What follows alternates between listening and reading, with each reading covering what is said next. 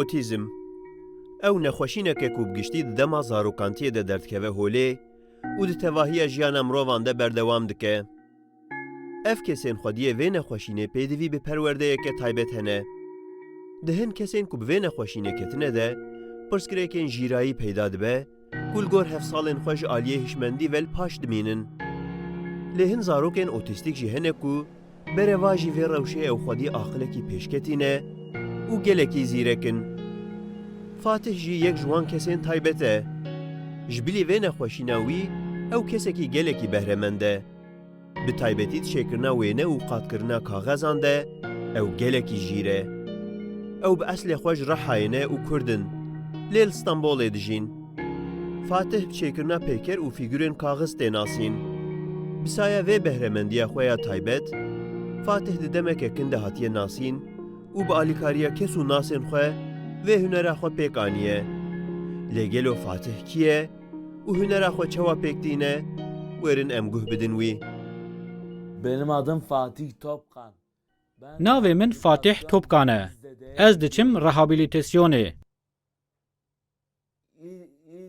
Min îsal dest pê kir. Ez wêneyên delal çê dikim. Bi hevîrê lîstokê dilîzim. Ji hevîrê pêlîstokê xanî û seyareyên çê dikim. Weke mînak ez trên çê dikim. Ji lîstoka cîksawê gelekî hez dikim. Ez niha pisîkeke piçûk çê dikim. Ji ber ku ez ji ajalan pir hez dikim.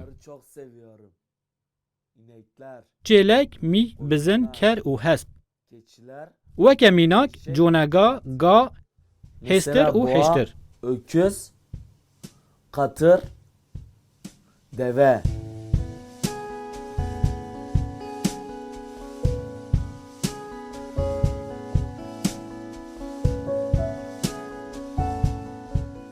Mesela yolda giderken bir Dema ez di rê de bûm û dimeşiyam min wêneyek dît li ser lewheyekê. Dûre hatin peykerên min kişandin. Omer Arîsoy bi xwe hate serdana peykerên min. Li wir be kamerayan kêşan kirin. başkanlar hepsi Hemû geldi. serok hatibûn. Mesela yani. Berhemên wî ew qasî hatine ecbandin ku şaredariya Zeytînbûrn ji bo wî pêşangehekê amade kiriye û derfet daye Fatih ji bo ku berhemên xwe lê nîşan bide.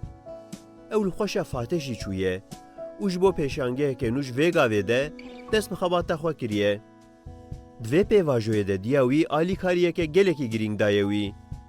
Diya wî Türkan Topkan bi tena serê xwe çiş destê wê hatiye kiriye û her tim piştgirî daye kurê xwe. Ji bo Fatih têkoşîneke mezin daye û dawiya dawî karîbûye kurê xwe ji wan rojên teng derbixîne ferahiyê. Benim adım Türkan Topkan. Navê min Türkan Topkan e. Ez 43 salî me. Bi aslê xwe em ji Rihayê ne. Fatih di destpêkê de qet nediaxivtî. Helbet dema cara pêşî min bihîst ji xwe min nizanîbû otîzm çi ye. Piştî hin perwerdê û çûnûhatina nexweşxanê ji bo pizîşkan em hîn bûn û Fatih li wir rastî macûnê tê. Dema tê malê macûnên paceyan ji wan dike. Serê pêşî ez neketime wê ferqê. Tu nabêjî ew wan macûnan jê dike û vedişêre. Bi dizî ji wan peykerên kursî dê û malbetê çêkiriye. Ji bo ez pêda nexeyidim her tim ji min veşartiye. Rojekî balê daye û tevahiya camên paceyên me hatin xwarê. Ji ber ku Fatih macûnên paceyan ji wan deraniye. Wî nikarîbûye hestên xwe bîne zimên. Lewma me jê fêm nekiriye. Piştra min jê wî ra hevîrê pêlîstûkan kirî. Ji wî hevîrî peykerên gelekî delal çêkir. Her tim peykerên ajalan çê dikir. Ji dema ku min ew nas kiriye wî her tim ji ajalan hez kiriye. Ji ber ku ew ne weke hevalên xwe bû. Hevalên wî ew qebûl nedkirin. Ji ber vê rewşa taybet dibistanan jî nedixwastin ku qeyda wî çê bikin. Ji ber otîzma pêra li dibistanê jî kesekî ku bikare bi alîkariya wî bike nebû. Weke mînak heke karî bûya dersa wêneyê wergirtiba, ez bawerim dê karî bûya berhemên baştir pêk bîne.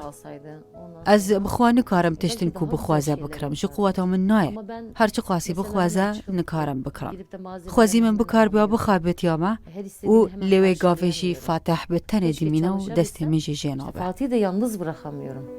Ew take kesên taybetin di nava civakê de Hin ji wan mîna Fatih kesên xwedî taybetmendiyên ji derveyî rêzêne. Hinek dikarin xwe derbixînin pêş û mixabin hinek jî bê ku werin dîtin winda dibin diçin. Lê heke ev kesên taybet werin dîtin û bikarbin perwerdeyeke taybet werbigirin, bêguman dê dewlemendiyeke bêhempa bidin civaka giştî. Êje Bawdû, Rûdaw, İstanbul.